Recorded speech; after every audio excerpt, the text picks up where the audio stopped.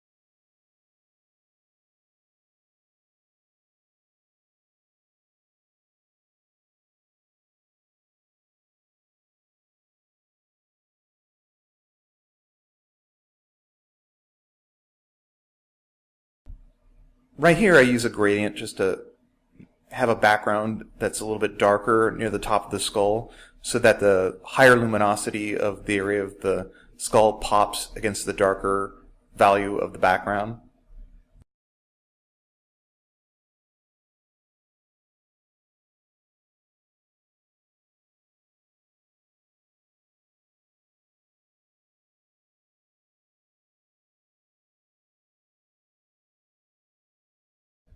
You'll also notice as I'm building this up, I'm trying not to get too tight into little details, and the teeth would be an example of that. I'm not drawing every single little tooth individually or drawing around them. I try to get the overall volume of the muzzle of the mouth and where the teeth will sit and some of the major plane changes, and then just start whittling into the recesses the further I go, and start delineating them and separating them out later on in the process.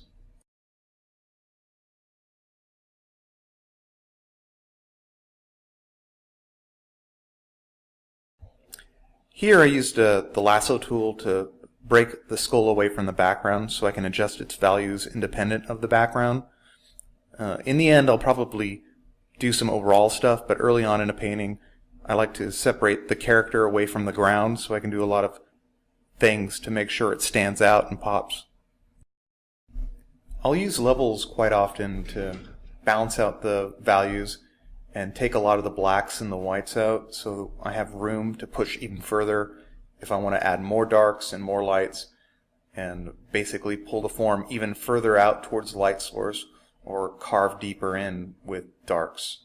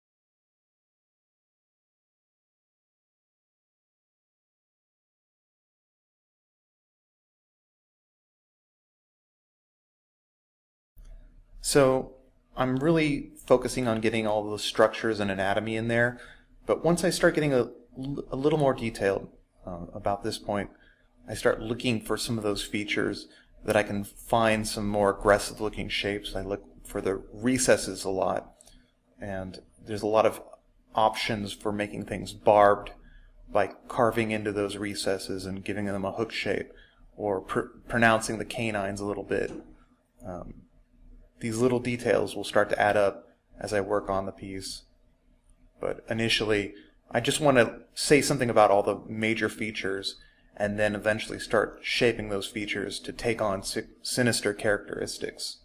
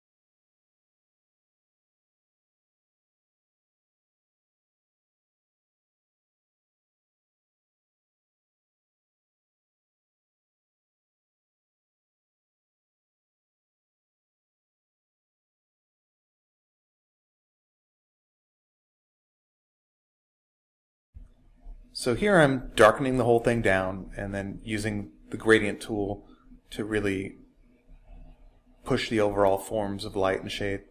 And then I grab the lasso tool and start selecting out everything that's going to be on the light side of the skull and everything that's outside of shadow.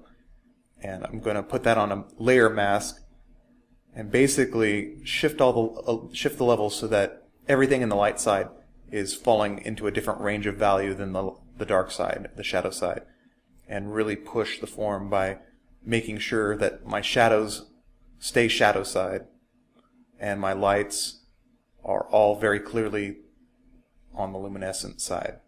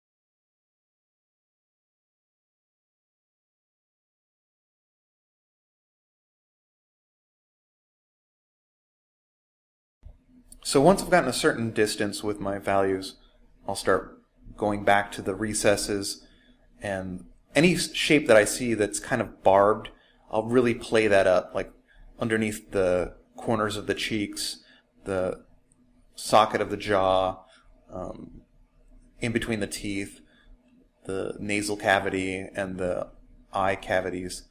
I just like start looking for shapes that are naturally barbed and really hooking them. And a lot of that comes from just actually finding the round shapes in the negative spaces and pushing those round shapes, and then in the positive space on the forms of the skull, I'll do a lot of hard edge sharpening and try to see what started from being the recess making a circular hooking shape. I'll continue that out into the form of the skull.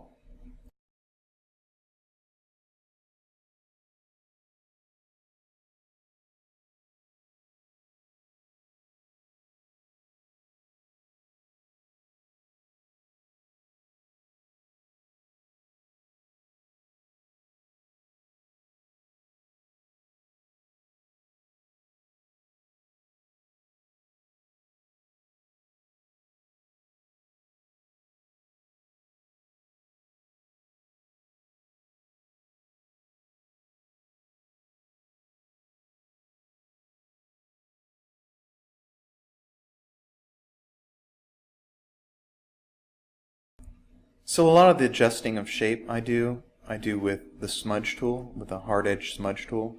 But another great tool to use, and I'm using it right here, is the liquify tool. It just has less of a blurring effect when you're moving forms than the smudge tool would naturally have.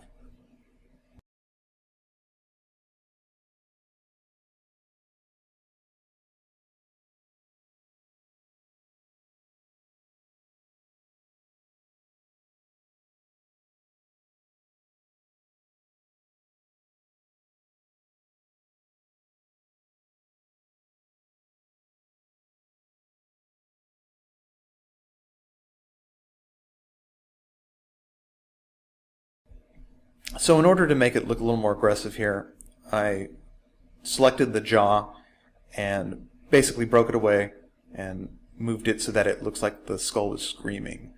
And it also afforded me some interesting negative space in between the two halves of the skull.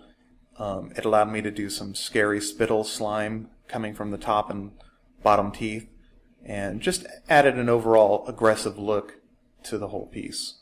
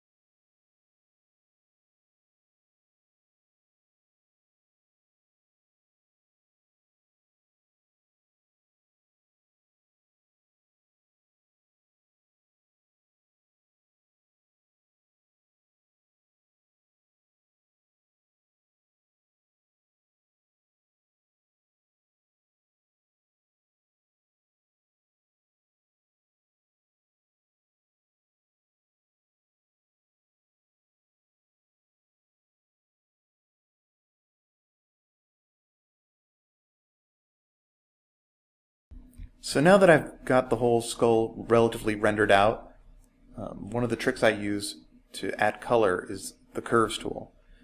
And from here I'll just go into each of the individual channels and basically determine by shifting the curve in the higher or darker spectrum what points will be colored in what way. And it's just a quick way to add some overall color to the piece, and then you can start adding overlay layers to add more specific colors to areas, but you're not working against a black and white or gray ground, and that will get rid of the pitfalls working on a gray ground, which can be gross colors when you're doing an overlay on top of it.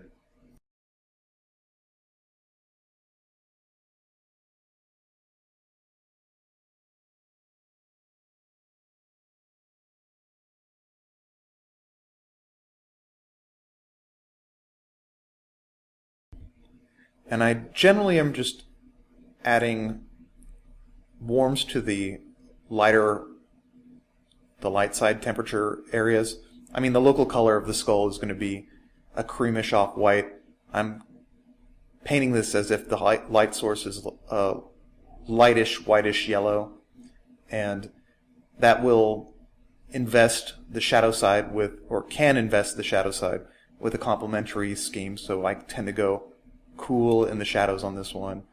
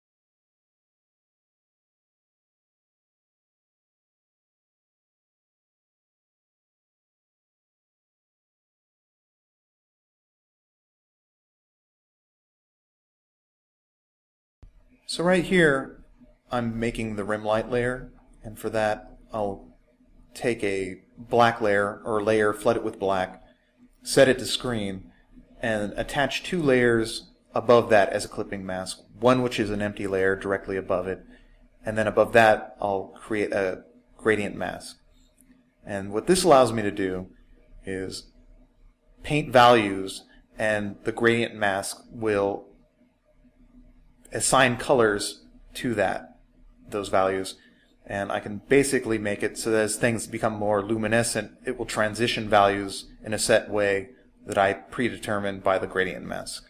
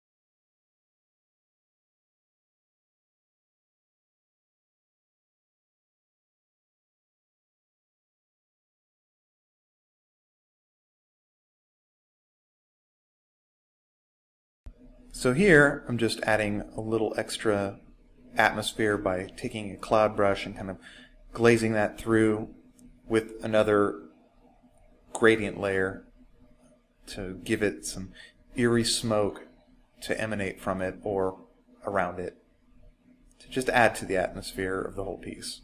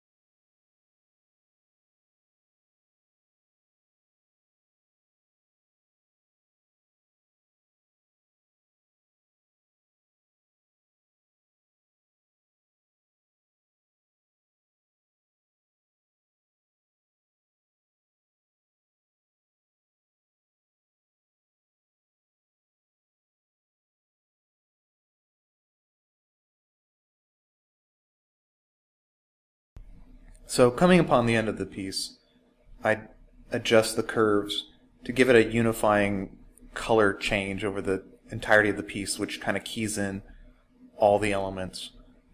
And I do some edge control by blurring out with a Gaussian blur the receding edge of the skull in its red channel, which is just a little bit more subtle than doing it across all the channels. But it's just a personal thing I do on some of my pieces.